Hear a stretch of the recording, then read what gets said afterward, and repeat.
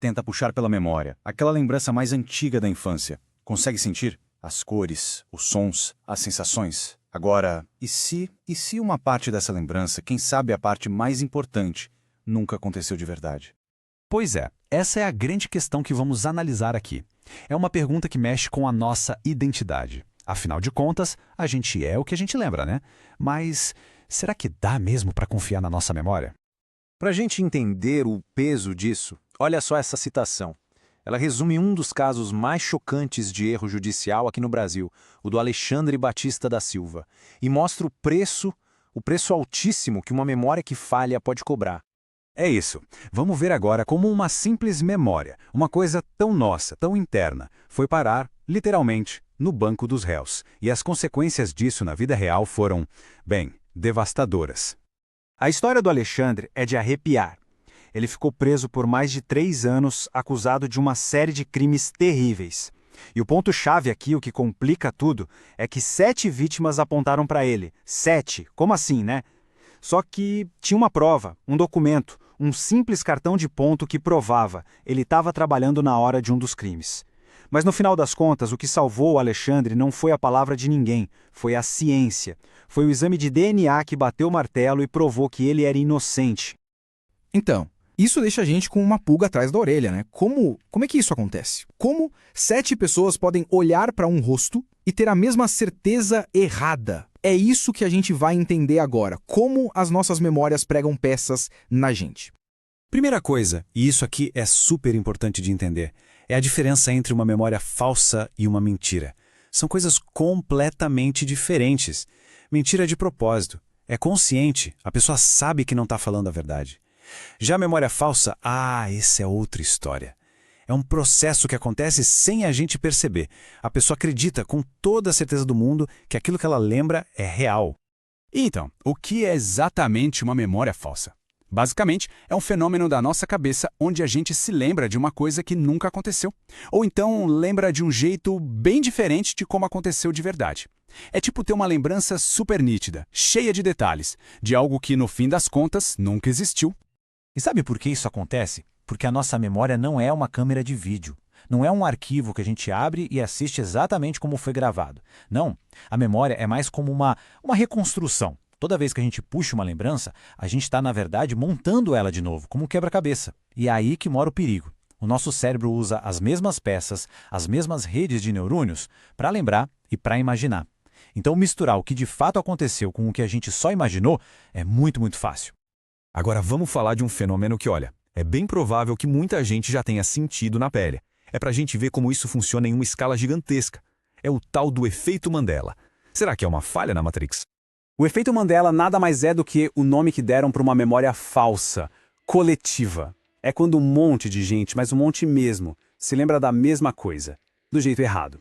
E o nome vem daí mesmo, de uma crença que muita gente tinha de que o Nelson Mandela tinha morrido na prisão lá nos anos 80. Só que não, né? Ele morreu bem depois, em 2013, livre. Vamos fazer um teste rápido. Olha só, muita gente jura de pé junto que o Pikachu tem a ponta do rabo preta, mas não tem, é todo amarelo. E o desenho Looney Tunes? A gente fala Tunes, mas o certo é Tunes, de música. E o chocolate Kit Kat? Tem um tracinho no meio, um hífen? Não, nunca teve. É doido, né? Fica aí a pergunta. De qual versão as pessoas se lembram? Isso só mostra como a nossa memória coletiva é flexível, digamos assim. Mesmo com coisinhas bobas da cultura pop que a gente viu a vida toda. Ok, beleza. Já entendemos que a memória falha, e falha bastante. Mas, e aí? Se a justiça depende tanto dela, como é que fica? O que dá para fazer? Vamos ver agora o que a ciência tem a dizer sobre como reconstruir uma memória melhor, principalmente quando uma vida está em jogo. Sabe aquele método de reconhecimento que a gente vê em filme e que é usado aqui no Brasil? Ele tem problemas sérios. É o que chamam de método simultâneo. Colocam todo mundo lado a lado, de uma vez. O que acontece? A testemunha acaba comparando um com o outro e escolhe quem se parece mais com o criminoso, mesmo que o culpado de verdade não esteja ali. É um convite ao erro. Mas a psicologia já tem uma solução que é bem mais eficiente, a entrevista cognitiva. São basicamente 5 passos. Primeiro, o básico, criar um clima de confiança. Depois, ajudar a pessoa a voltar mentalmente para a cena do crime. Terceiro, deixar ela contar tudo, sem interromper. Quarto passo, fazer as perguntas certas, perguntas abertas, sem sugerir nada. E por fim, fechar a conversa com cuidado. É uma técnica toda pensada para conseguir mais detalhes e detalhes mais precisos. E para identificar o suspeito, a solução é simples, mudar o jeito de fazer. Em vez de colocar todo mundo junto, um do lado do outro, no chamado alinhamento simultâneo, a ideia é fazer um alinhamento sequencial. Ou seja, mostrar os suspeitos um de cada vez, um por um. Porque aí a testemunha tem que tomar uma decisão absoluta para cada rosto. É essa pessoa ou não é essa pessoa? Isso muda tudo e diminui muito o risco de erro. E tem mais um detalhe que faz toda a diferença: as instruções que a testemunha recebe. Tem que ser muito claro e dizer, olha, a pessoa que cometeu o crime pode estar aqui ou não. Tem que deixar a pessoa à vontade, sem se sentir pressionada a apontar para alguém. E avisar que, não importa o resultado, a investigação vai continuar. Isso tira um peso enorme das costas da testemunha e ajuda muito a ter um resultado mais confiável. Até agora a gente falou de cérebro humano, de gente. Mas e se esse problema de memória falsa não for só nosso? Vamos para uma parte final surpreendente para ver como esse mesmo conceito vale, pasmem, para as máquinas e a inteligência artificial. Dá uma olhada nisso aqui. De um lado, tem a imagem de um número 0 limpinha, que uma inteligência artificial aprendeu a identificar. Do outro lado, é a mesma imagem, só que com um detalhezinho implantado ali no canto. É um padrãozinho diferente. Pois assim como a nossa, a memória de uma IA também pode ser corrompida. No mundo da computação, isso tem nome. É um ataque de backdoor. Funciona assim. Alguém mal intencionado envenena os dados que a IA usa para aprender. Coloca lá no meio umas poucas amostras com essa alteração. O resultado? Isso cria uma memória falsa na máquina. Ela passa a associar aquele gatilho secreto, aquele quadradinho, com um resultado totalmente errado. A IA passa a se lembrar de uma coisa que foi plantada ali de propósito.